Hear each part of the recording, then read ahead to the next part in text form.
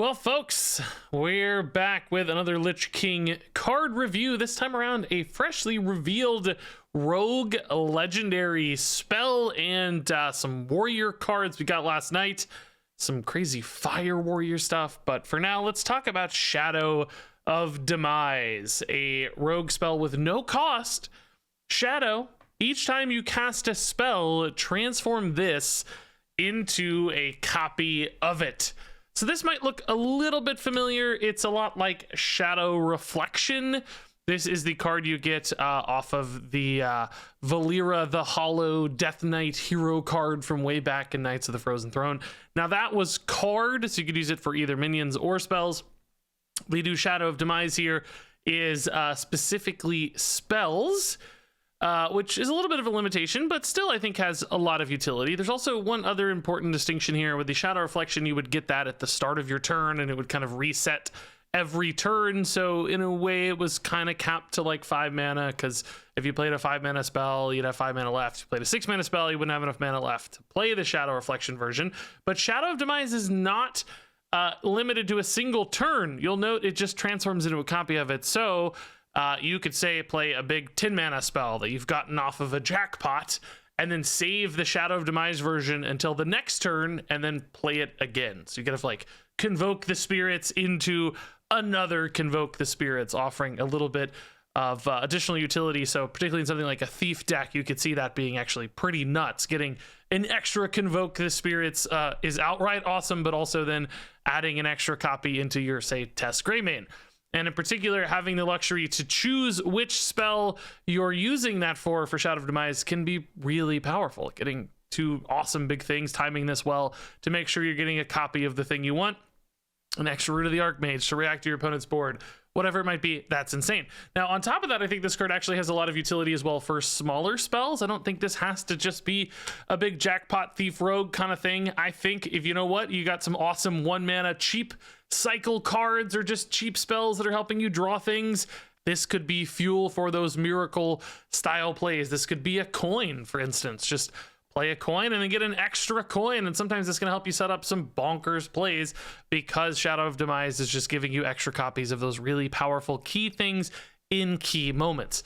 I guess there are some risks here that this could feel like a little bit of a dead card sometimes if you haven't had a good spell for a while. You know, if it's not something you're really looking to play right now, or you're just trying to hold on to this for a long time, it could be sitting in hand, kind of waiting for the right moment, which sometimes that's hard for cards if they're not able to be utilized right away. Or if it's like you don't have any spells and you top deck this, it's like, oh, well, Shadow of Demise is certainly going to be stranded for at least a little bit. Those are risks, but I will say I think Rogue actually navigates those risks really well as a class, because historically a class with a lot of card draw, a lot of ways to cycle, often actually a lot of ways to generate stuff and keep full hands. So I don't think Rogue is a class that demands a card have immediate instant value and playability right away. They can kind of sit on stuff and find right moments for it. So I think in that regard, Shadow of Demise actually fits really nicely with its class, and I can actually see this being used across multiple archetypes. So pretty interesting upsides here compared to the Death Knight version, and a card I can just see rogues running this. Just kind of makes sense. I guess minion decks, if they're really, really minion based, wouldn't need it. Something like maybe a pirate rogue would probably pass on this, but there are so many varieties of rogue that rely on spells, both big and small, where Shadow of Demise feels like it's just going to give you that extra copy of something super awesome, and that's going to make this pretty good. So next up here, let's talk about Warrior. And these cards came out last night, so I've had a lot of time to read some takes on these and read some thoughts on these.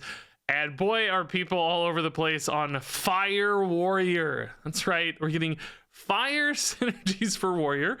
For instance, Thora Balor here, do legendary for Warrior, a 4-mana 4/4 elemental with Rush and Death Rattle go dormant. Cast a fire spell to revive Thora Balor, and it will revive 2 times. So all in all, if you're reviving this with fire spells, you're going to get 3 4/4s with Rush, which for 4 mana, yeah, I mean, that does make sense. By the time you get to that third one, that will have felt like a play that I think was pretty solid for 4 mana. The challenge with this card is going to be getting those fire spells out in a sort of requisite time frame. Like, you want to make sure you're not waiting forever, because if it takes 3 or 4 turns maybe to get your Thora Balor, you're going to feel pretty sad. I think you're going to want to make sure that this lands, you know, within a turn or two for each given step here of Thora Balor. And ideally, sometimes even maybe getting like 2 of these in a turn. I mean, theoretically, late enough in the game, you could even get all 3 Thorbalors in a single turn. Trade it in, revive it, trade it in, revive it, so on. The faster you get the return, obviously, I think that the stronger Thorbalor will often feel, but it's still, you know, it becomes this kind of high friction body on board where the opponent's like, ah, man, I need to play my minion, but they're going to potentially get their Thorbalor back and just trade into it really easily. It's going to create some moments like that where it feels awkward to play into Thorbalor. As long as you have, like I said, that requisite amount of fire spells where you're able to revive this consistently enough and quickly enough to make it feel good. And we've already had, you know, a few fire spells in standard format for Warrior. I guess I should probably pull those up so you guys can see, along with this set of fire spells revealed alongside Thorbalor with one other fire synergy card as well. Of course, we'll get into these more.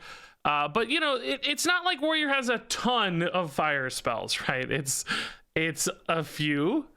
They've gotten more, and here's the full set of fire spells. For instance, we had one other revealed this expansion, which was Embers of Strength. It summons the little 1/2 guards, and then a couple old ones, Fires of Zinashari, which I don't really see this one getting played much. Forged in Flame, potentially. So I would say kind of right now 5 workable fire spells.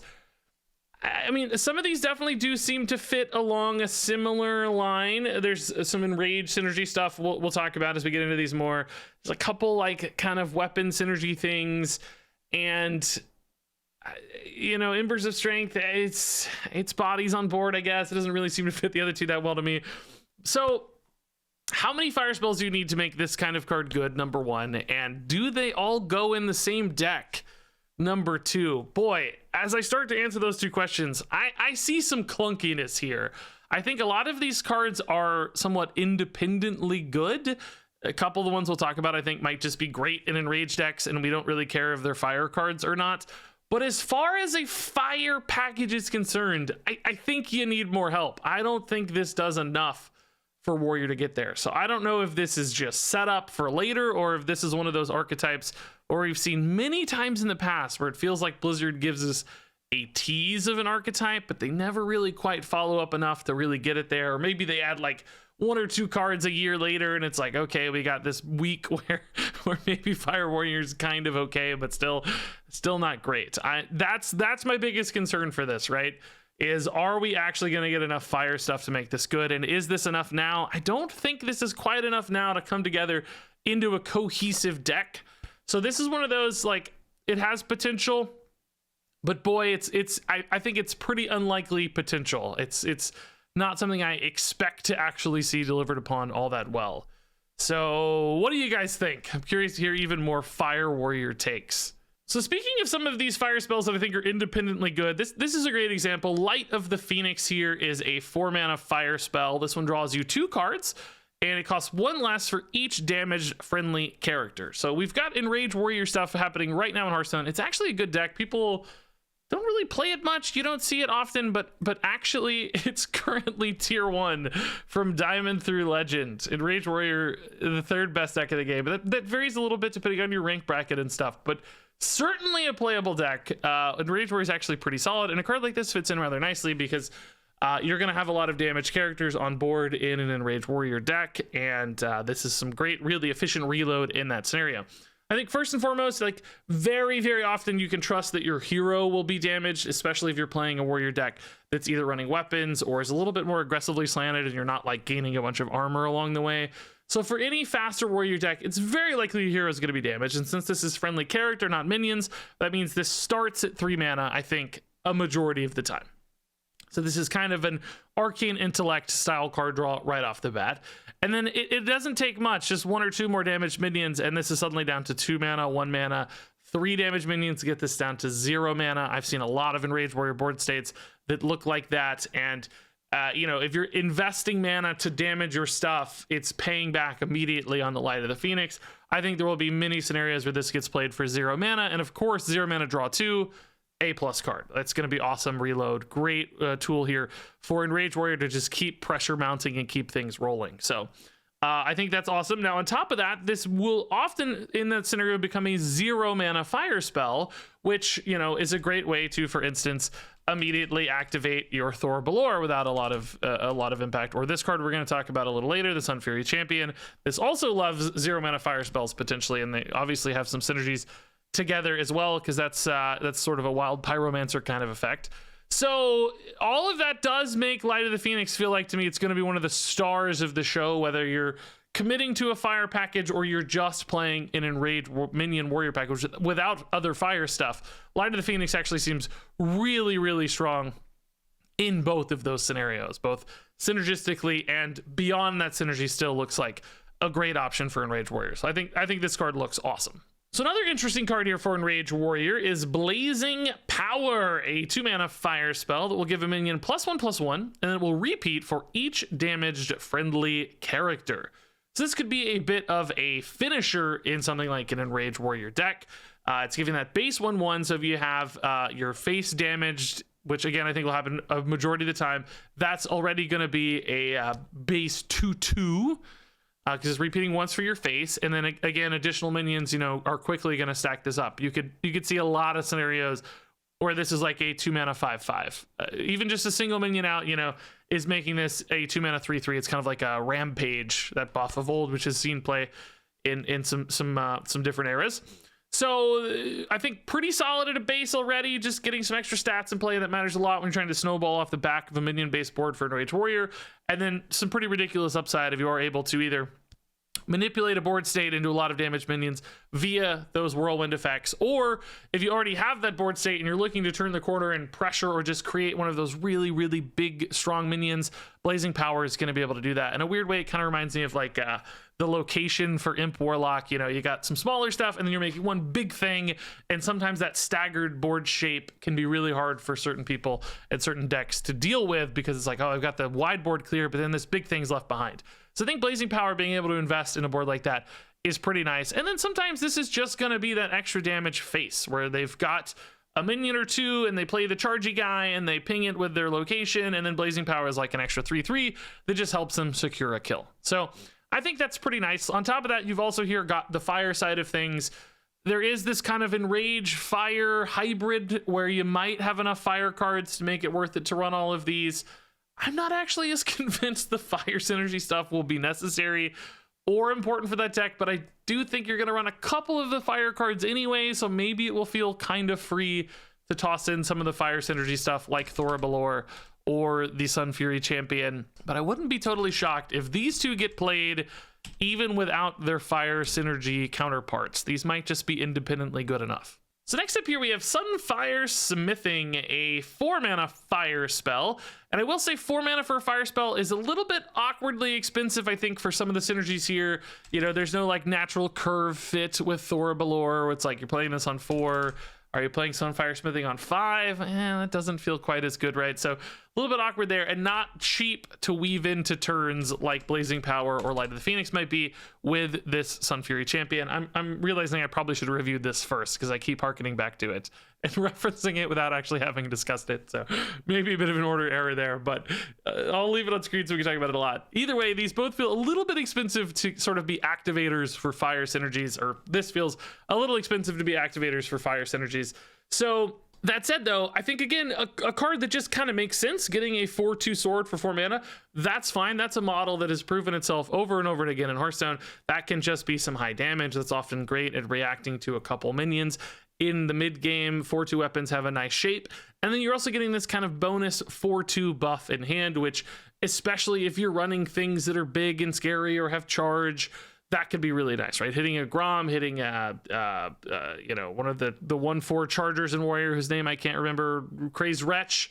Like, that's awesome, right? Hitting a Crazed Wretch is insane. That becomes a 5/6 that gets even bigger with ping. So this aggressively minded hand buff could be really nice for decks that are looking to create a lot of pressure. There are even some like taunt synergies here we could consider with some taunt hand buff stuff we saw teased as well. So again, a card I actually think looks almost better outside of its fire synergies here, has some real utility, has some great efficiency. There's just a lot happening here for 4 mana, some big stats, great weapon lineup. So all in all, Sunfire Smithing looks pretty solid, if not necessarily a perfect fire card. All right, so finally here we have the Sun Fury Champion. I definitely should have done this one first or second. This is a 1-mana 1/3. After you cast a fire spell, deal 1 damage to all minions. So this is definitely fusing the fire and Enrage Warrior halves of these cards together, because you've got, hey, if I play a fire spell, I can damage all my stuff. That's great for both these fire spells and an Enrage Warrior deck, setting up buffs for Imbued Axe, activating any of these on damage effects. Of course, all of that works really nicely. This is a bit reminiscent of a card like Risky Skipper. We saw do very similar things in the past, but that comparison actually brings us to a downside for this card, which is that I think this trigger is a lot harder to activate than Risky Skipper. That just landed on any minion you played, Risky Skipper would go off. That offered a ton of reliability, and you'd be spending mana on the stuff that you wanted damaged, so that you'd be turning that mana into the immediate enrage support. So it would all just kind of line up and play really naturally into itself. So if you played like Armor Smiths or whatever other kind of enrage card, it's like, I want the Armor Smith and I'm spending mana to get the thing. With Sun Fury Champion, if you have minions on board that you're looking to activate for enrage stuff, you have to both spend the mana on the minions, and then you also have to find a way to spend mana on the fire spell. So you're kind of adding this extra layer of demand on top of the Sun Fury Champion. It doesn't like naturally lead into itself. So in some ways, this is going to be a little bit harder, I think, to weave into a turn. On top of that, as we've talked, there just aren't that many fire spells. You've got tons of minions to choose from. You're going to have to run enough fire spells to actually get this thing there consistently, and you might only be able to get 1 activation reliably, which probably isn't as much of a downside since this deck's more proactive than reactive. But still, there will probably be hand states where you have a Sun Fury Champion and you just don't have a good fire spell, or you don't have enough mana to spend on the Sunfire smithing and achieve your goals with the Sun Fury Champion. So essentially a lot more clunkiness bundled into this card than similar examples we've seen in the past. And yes, there will be certain board states and scenarios where it's like, I have the perfect Sun Fury Champion into Light of the Phoenix, into Blazing Power, and everything lined up beautifully, and it's amazing. But I think there will be a lot of other board states and scenarios where it doesn't line up well. Your mana's weird, you don't have the minions in play that you need, and Sun Fury Champion and your fire spells just feel kind of awkward in hand. So that's another reason why I'm less convinced about these fire synergy demand cards like Sun Fury Champion and Thor Balor than I am the cards that are just independently good and work outside of this environment. Again, if we got another expansion with 3 or 4 more cheap fire spells for warrior and more enraged support, like, yes, the fire side of this could get there. There is that potential, but this is, again, one of those where you worry, is this actually going to get support in the future, or is this just going to kind of fall off as like a one-off thing? Oh, remember when we had Fire Warrior for a week and then it just goes away forever? I think that's honestly way more likely than getting a bunch more Fire Warrior support in the future. So you really have to proceed with caution and hesitation when being too hopeful about this particular card. Shadow of Demise is a 4-star card. Thor Balor is a 3-star card. Blazing Power is a 4-star card. Light of the Phoenix is a 4-star card. Sunfire Smithing is a 4-star card. Sun Fury Champion is a 3-star card. And there you go, folks. That wraps it up for this review. What do you think about this Rogue Legendary? Is this actually going to be played? Is the flexibility here worth it? I think so. I actually like this card quite a bit. Is the Fire Warrior stuff going to get there? Man, I'm curious to read more of that. I've had so many thoughts already. By the way, there are some Demon Hunter cards coming out in a couple hours. I had something to do this afternoon, so I wanted to get a review in early. Let Raffle have some spotlight there with his card reveal, so I don't steal too many views from my man Raffle. But we'll catch back up later tonight, I think, with another set of cards coming out later this evening. So stay tuned about 12 hours from now for more cards. But until then, thanks much for watching, and until next time, game on.